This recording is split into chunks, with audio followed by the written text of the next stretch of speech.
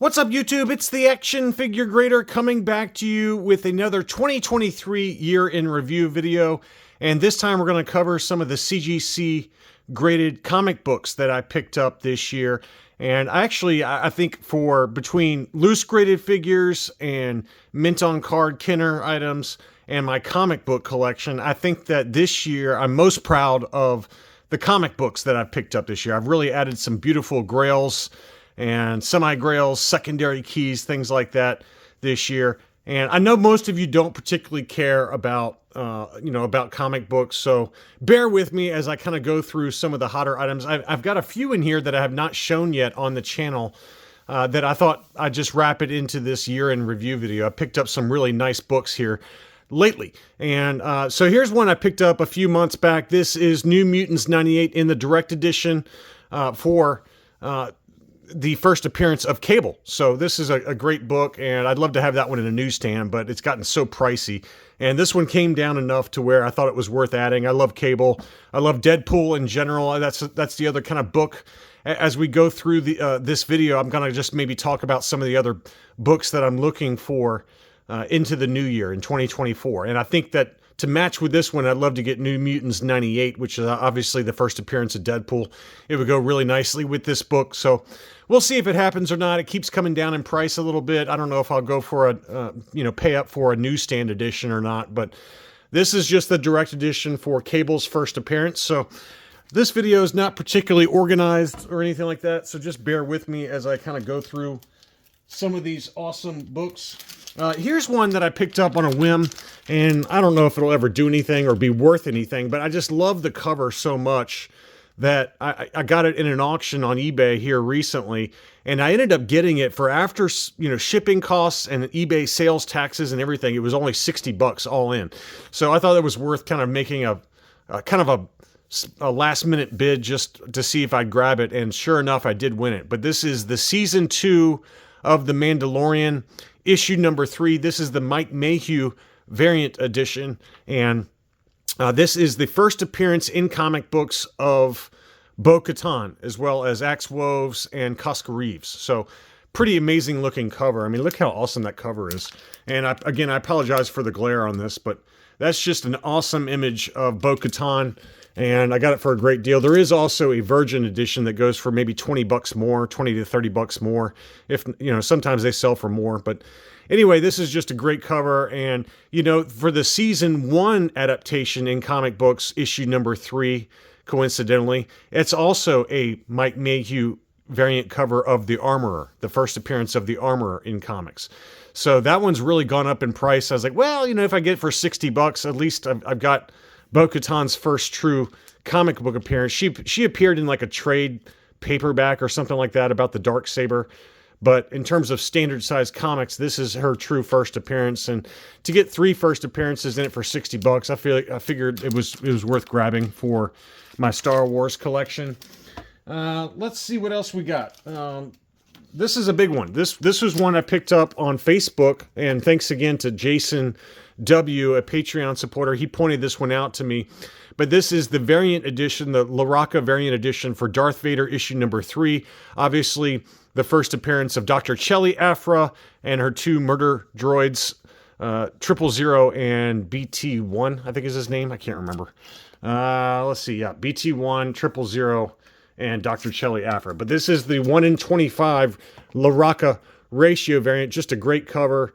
And, it seems like a year ago I was saying, you'll see that Dr. Afra's coming to live action, and she still has not. But I just think she's tailor-made for kind of episodic content, and I do love her as a character. Probably my favorite new Star Wars character in the last, let's call it 10 to 15 years is Dr. Aphra. So I just wanted to get this one eventually, and it's come back down in price enough to where it made sense. I got it for about 60% less than what the highs were during the COVID boom. So that was a really big pickup.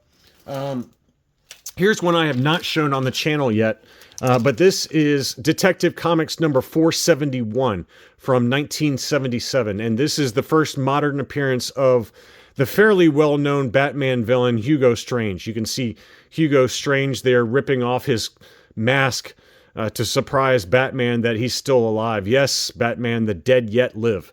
And as you can see on the label there, this is the first modern appearance of Hugo Strange. And again, you guys may not know who that is, but he had a pretty big role in the Gotham TV series. He also had an awesome role in the Arkham Asylum and Arkham City video games. And I just always loved him. He's a creepy character that's kind of in charge of Arkham Asylum and doing experiments on the criminals and things like that. And this is a very tough one to get in a 9.8. There's only maybe less than 30. I don't remember the exact number, but there's less than 30, I think, in the 9.8 grade. It's a 1977 book and just a pretty awesome cover. So very happy to get that one. Probably overpaid a little bit for it. Speaking of big boy books, this is one that I did pick up earlier this year, and I think I picked this one up on Instagram. Instagram is where I've been turning to lately for a lot of really good deals. Grails Comics and Elite Comics 11 on Instagram have really great deals sometimes, not all the time. But this is one that got listed, and it was a fair price. So this is the direct edition of Batman Adventures 12, obviously the first comic book appearance of Harley Quinn. So this has kind of been decided by the market that this is her first appearance, and it's just an awesome book from 1993. So not that old for Harley Quinn's first appearance, but just an awesome cover. It really screams 1950s or 1960s, and very happy to have kind of a big Grail book from the Batman universe, another villain first appearance. And to go along with that, I also did get Batman Adventures Mad Love. This is the origin of Harley Quinn out of DC continuity. And then there's also a one-shot called Batman Harley Quinn that I do not have. That is her origin or her first appearance within DC continuity. So this is her origin outside of DC continuity. Just another great kind of Bruce Timm cover.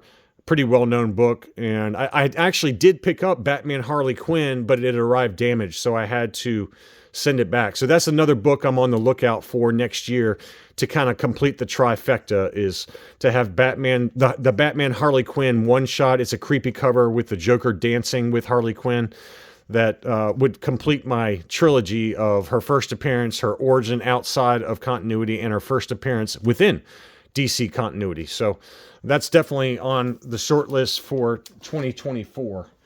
I also did pick up kind of a minor key. It's very easy to pick this one up in a 9.8. This is the Batman the Killing Joke, when the Joker cripples Barbara Gordon, Batgirl. And you can get this pretty easily for $150 to $200. But I figured that, you know, if I'm going to be adding some books to my collection that are kind of no-brainer, nice ones to have if you're a Batman fan, this is definitely one of them. This is the first print for Batman the Killing Joke in a brand new case and really clean. So that was a good one.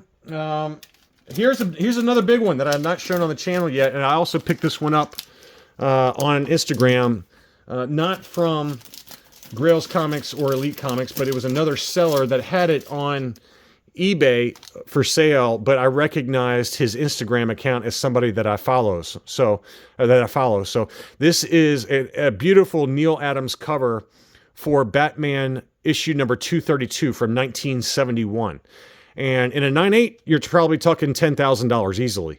So a 9.8 was definitely out. But this 9.2 with white pages came up, and I had to get it because this is the first appearance of Ra's al Ghul.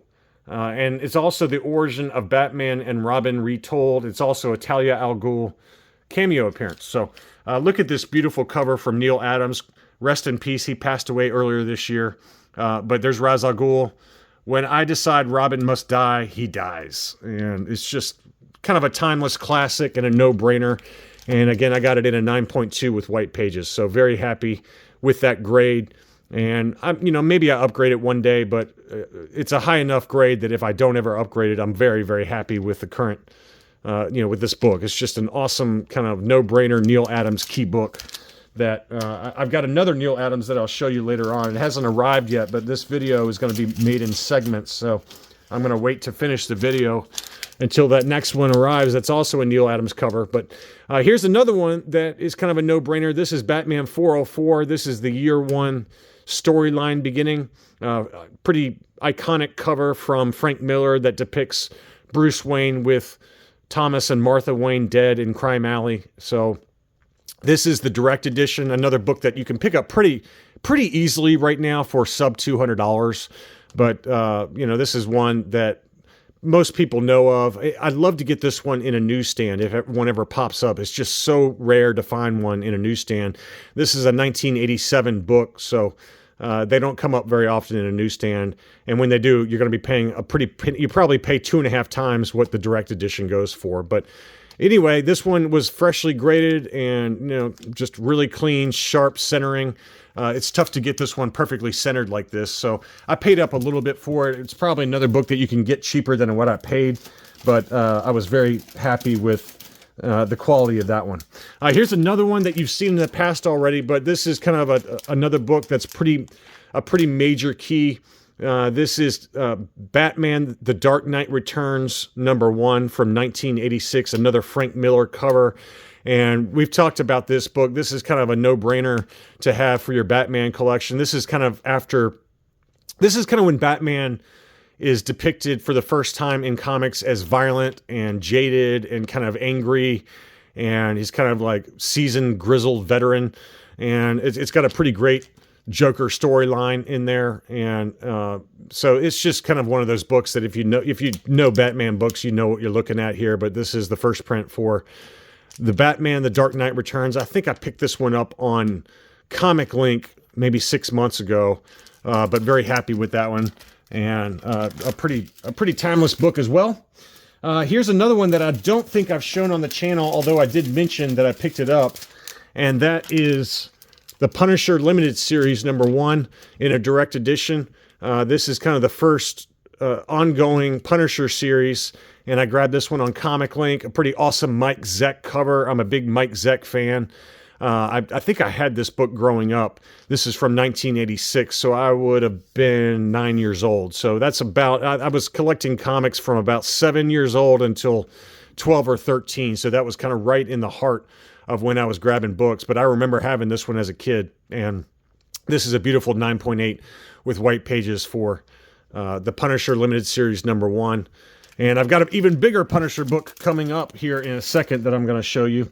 A few Star Wars keys. I did not mess around this year on Star Wars books, and I probably got them a little bit too early because Star Wars books have since come down even further. But this is Star Wars #1, obviously, and probably one of my favorite books in my collection. But nice to finally grab it. But I think with the current market and with where Star Wars books are now, you can really get some good deals on some of these big Star Wars books in high grade. So if you're out there looking for one, you can probably get it for quite a bit less than what I paid for mine. But this was perfectly centered. It had perfect colors, no bleed through on the Star Wars logo. It's just one of those perfect kind of copies that was freshly graded that I paid up for. But again, I think you can probably do better than what I paid for on mine. Let's see what else we got here. Here's an interesting one. This was Star Wars #16, the first appearance of the bounty hunter, Bylert Valance, and this is the Whitman's direct edition with the blank barcode. So this is one of only a few on the census, less than a handful, and it's labeled the multi-pack edition. The Whitman's direct editions were sent in big baggies, and this one came in like a baggie, and that's why it did not have the barcode on there, which was common for this book. It's from 1978, and again, it's the first appearance of Valance, the bounty hunter, and just an awesome cover that screams 1970s. So very happy to have that one. And I think it's like one of 4 or 5 on the census, but there's probably more of those out there. Obviously, here's another big boy book that I picked up that you can get for a great deal right now, and that's Star Wars #42 in a direct edition. This is the first appearance of Boba Fett and Yoda in comic books. Beautiful example. And this book has come down too. You can probably pick up the direct edition for $1,000 or so, maybe even less than that. I've seen them go for even less than that in some auctions, but usually it's like $1,000 to $1,100, and then for the newsstand it's more like $1,500-ish. So that's one I'll keep an eye out for next year is a newsstand for Star Wars 42 while they've gotten pretty inexpensive. I mean, don't get me wrong, I know that's a lot of money, but compared to what they were going for. I mean, the newsstand for this book during the height of the Book of Boba Fett was going for over $5,000, and now you can probably pick it up for $1,500 or so. So if I see a good newsstand, that will be one. If I've got the money, I will definitely try to grab it, but that's pretty low likelihood for next year. Here's another one that I picked up, and this was from a channel subscriber, so thank you again. I don't know, I can't remember his name, but this is a newsstand edition of Star Wars number 44, and this is the first time that Darth Vader tells Luke that he is his father. Obviously, it's a continuing adaptation of The Empire Strikes Back, and it's just an awesome cover. I mean, one of the best covers from the vintage Marvel run. Kind of a secondary key. I think I paid about $200 for it, but I figured it was a good one to get in a newsstand since it is a secondary key. But just a beautiful, beautiful cover. Very happy to grab that one for a couple $100. Here's another big one. This one is Star Wars number 68. And this is the first appearance of the Mandalorians in comics. This is a direct edition and another book that's come way down. You can probably pick this one up for about the same price as a Star Wars 42 now.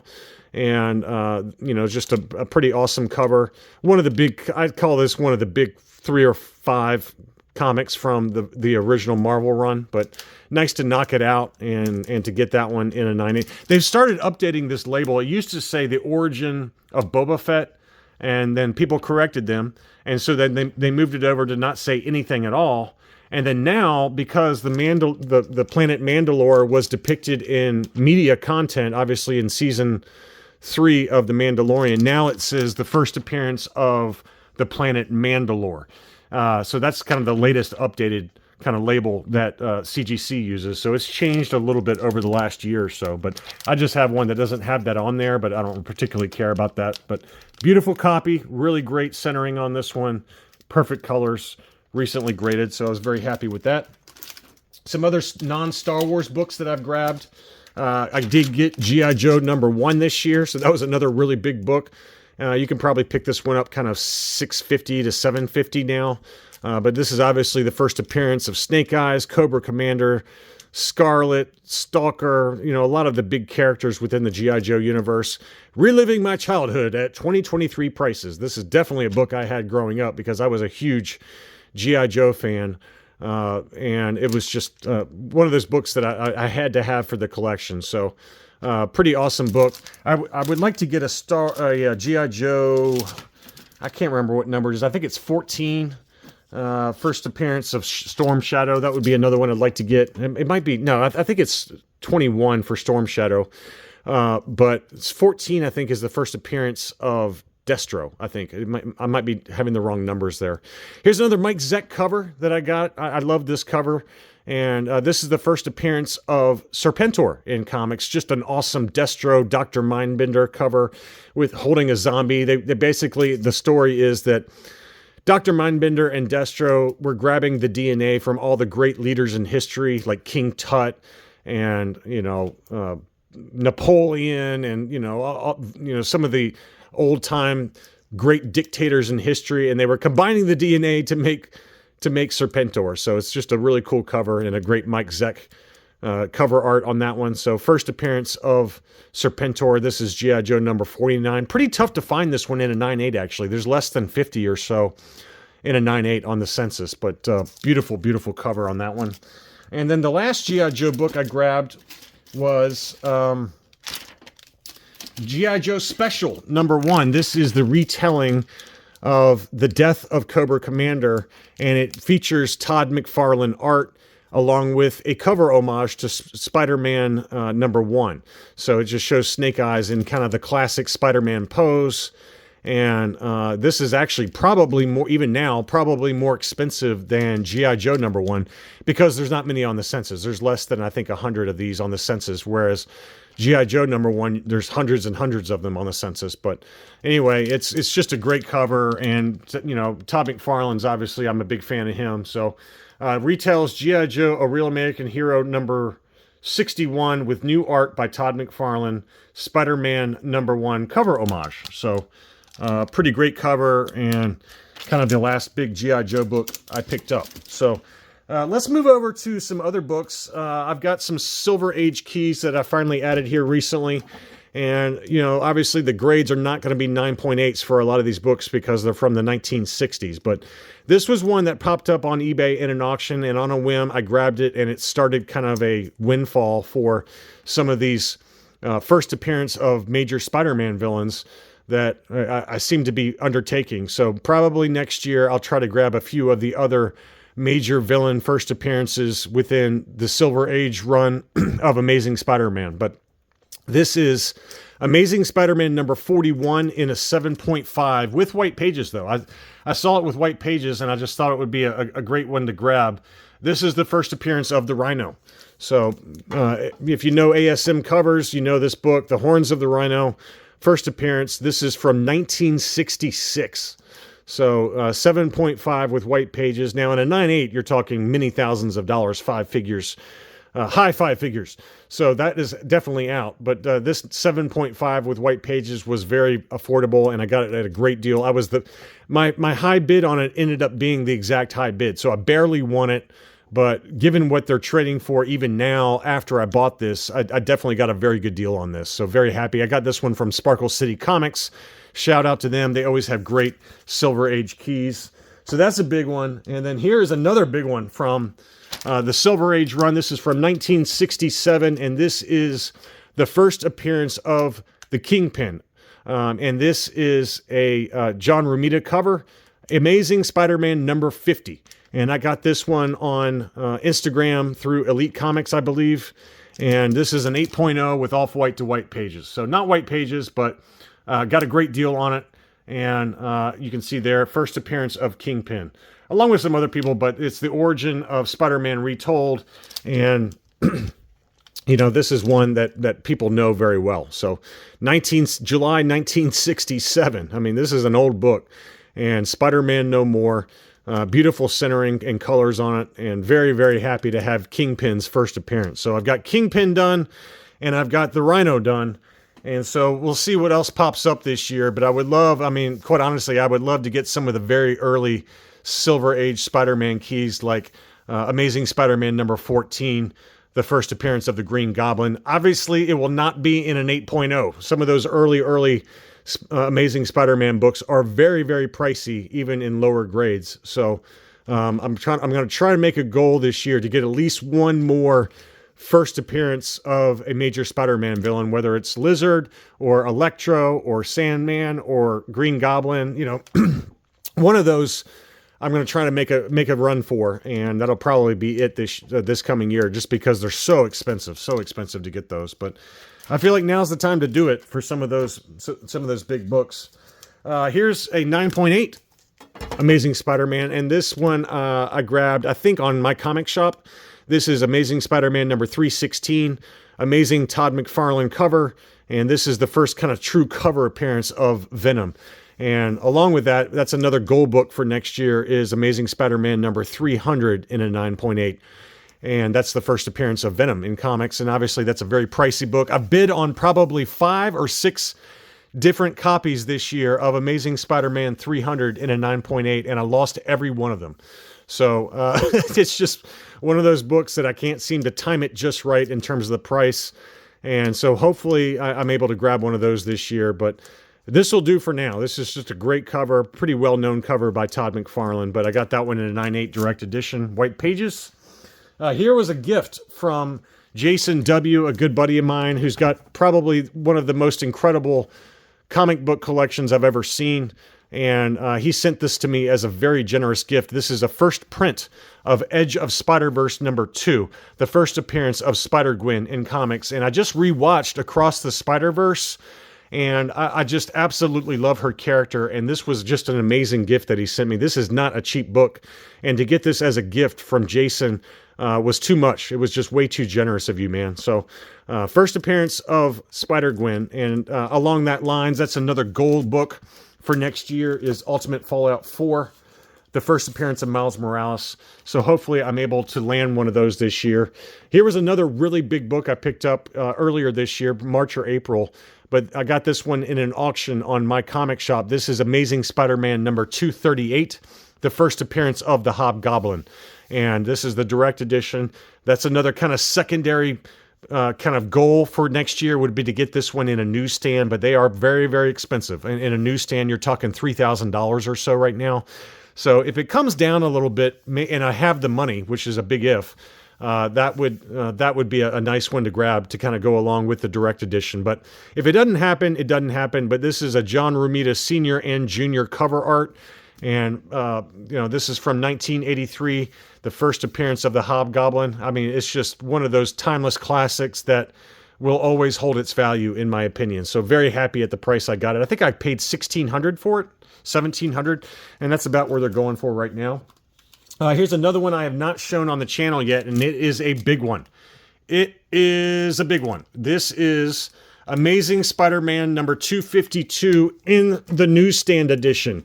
This is the this is the first appearance of the black suit for Spider-Man in comics. It's tied with Marvel Team Up number 141, but this is the one you want, right?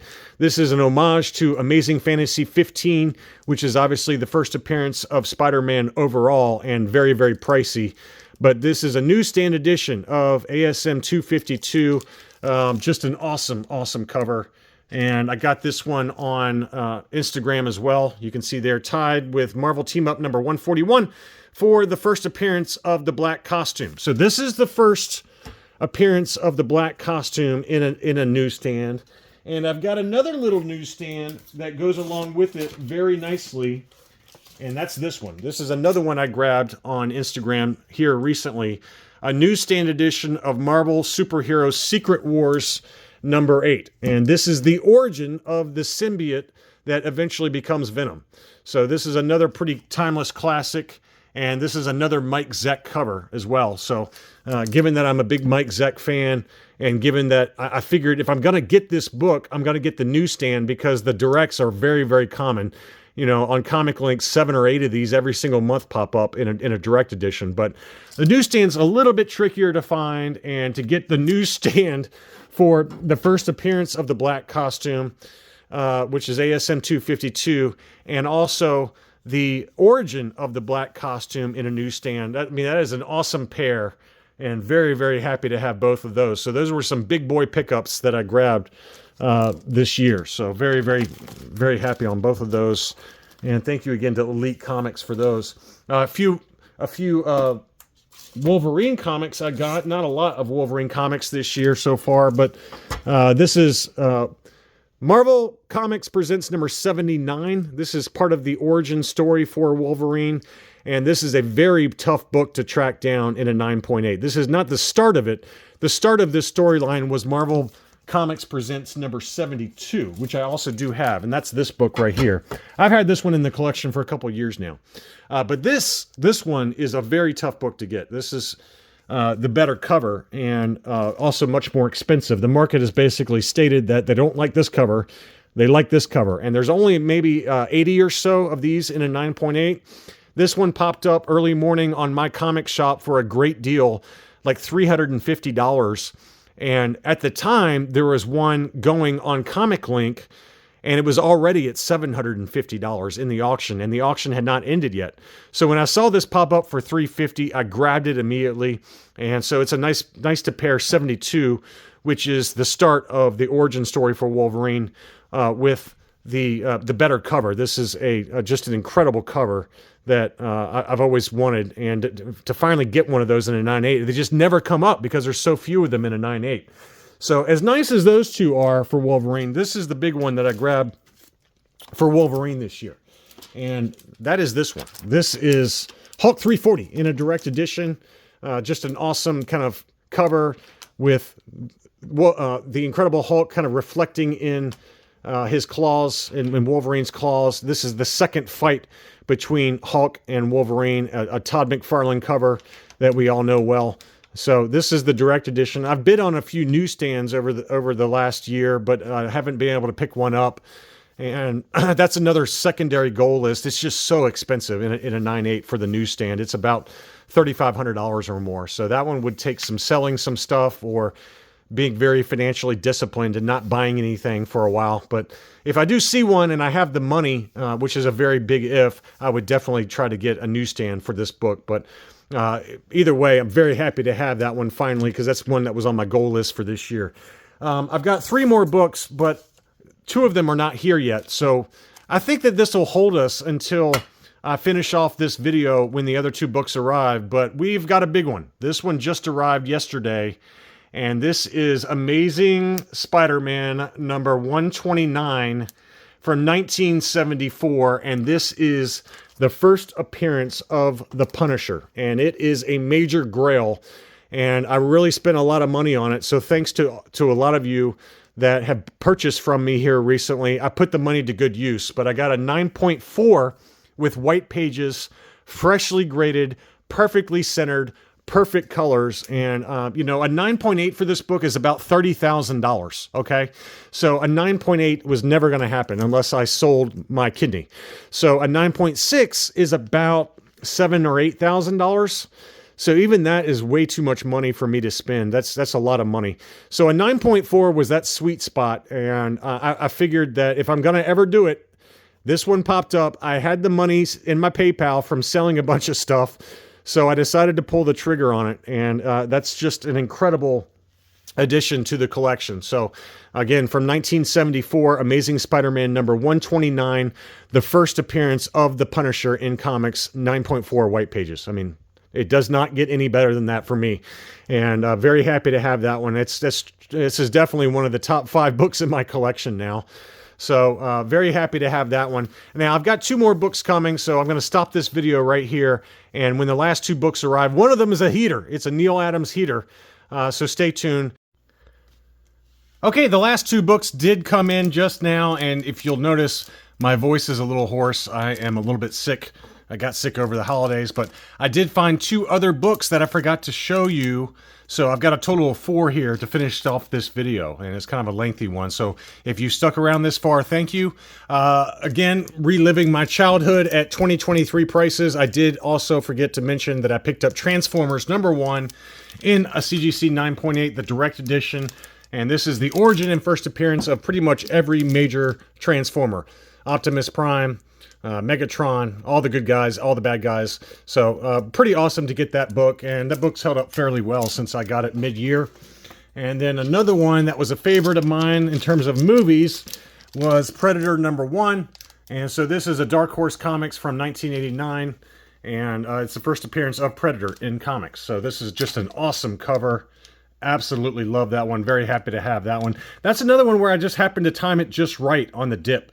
It kind of dipped down low, and I made a kind of a low offer to somebody, and he took it, and it has since bounced back nicely since I bought that one. All right, so I've got the last 2 that just arrived in the mail, and one of them is kind of a minor key, but it's one I've been wanting to add to my collection for a while, and that is Web of Spider-Man 32. This is just an awesome Mike Zeck cover, and I had this one growing up as a kid. I guess I was about 10 years old. And I remember reading this one. It was kind of a cool crossover story along with Amazing Spider-Man, which is a different title. This is obviously Web of Spider-Man. But it was a title, or it was a story about Kraven the Hunter, 6-part story. And it kind of details Spider-Man's battle with Kraven the Hunter. And, you know, he thinks he killed Spider-Man, so he buries him. And this is kind of the issue where he gets resurrected, Part 4, Resurrection. And he kind of goes into like a deep trance, and he's like having a dream about spiders. It's a really strange storyline, but I just love this cover. It's got the rain coming down. It's got Spider-Man, you know, getting out of his grave, all the mud. And then there's something about the kind of the angle of the grave where it says, "Here lies Spider-Man." It's just everything about this cover is awesome. And, you know, if you guys follow me, you know that I love Mike Zeck covers. I've got Punisher 1, as I showed you. I've got, you know, that G.I. Joe cover for Serpentor. So this is one that was on my target list, and I actually picked this up from Jeff's Collectible Empire, which we know for a Star Wars world. So I bought a few comics from him over the years. He had this one in an auction, and I paid fair market value for it. I didn't get a good deal on it or anything. They go for about $300 in a 9.8. For the direct edition. So very happy with it though, and it's one I've been wanting to add. But here's the big one. I'm going to finish things off. This video is going to be done after this one, but this is a big one I picked up on Instagram. This is Batman issue 251 from 1973, and we've talked about this book in recent Comic Link market updates. This is a 9.2 with white pages. In a 9.8, this goes for $30,000. Very similar to Amazing Spider-Man 129. They go for about the same price in a 9.8. So $30,000 is not happening. But this is really where the Joker makes his transition from kind of a buffoon or clown into what we know as the Joker today. You know, a sociopath, psychopath, creating chaos and, you know, murderous. And this cover from Neil Adams is an absolute banger. So it was one I actually had on my goal list for next year. But this one popped up on Instagram on Elite Comics 11, and I just had to get it. It was a 9.2 white pages, priced dead on the money in terms of what these sell for in this grade with white pages. I mean, it just made so much sense. It was freshly graded too. Absolutely beautiful copy. A pretty classic cover. I mean, when CGC says classic cover on there, you know it's a classic cover. And, you know, if you guys know this book, I mean, this one's been homage to death, and there's been facsimile editions, things like that. But I've got the real deal here. Look out, Gotham. The Joker's back in town. So I always wondered why they used an ace of spades there instead of a Joker card, where they show Batman kind of pinned to the card there. But this is definitely one of the prides of my Batman collection, along with that Batman 232, the first appearance of Ra's al Ghul. So this one is in a 9.2. Very, very happy with that grade. Maybe I upgrade it to a 9.4 one day, but I definitely will never have a 9.8, just given how few of them there are on the census and how expensive it is. I mean, it's easily over $30,000 for a 9.8. So this 9.2 is kind of right in line with my budget, and just extremely happy to get that one. So as you can see by this kind of year in review video, I picked up some pretty major Grails this year, and I expect that to continue into 2024. I don't think I'll get as many. I think I picked up 36 books this year. I don't expect to pick up that many books in 2024, but hoping to pick up a few more Silver Age Spider-Man. You know, ASM 300 is a big one that I'd like to get. Wolverine Limited Series in a newsstand. Issue 1 in a newsstand is another one I'd like to get. So I've got a few, you know, Target books, but, you know, some of them happen, some of them don't. But I'm just going to try to be a little bit selective and, you know, hope that I get a good deal. And if the deal is there and it's maybe a secondary book that I don't want as much, maybe I grab it and just bide my time for some of the bigger books that I want. So anyway, I hope you enjoyed this look at some of the CGC books that are now in my collection that I picked up in 2023. Thanks as always for watching, and I'll be back soon.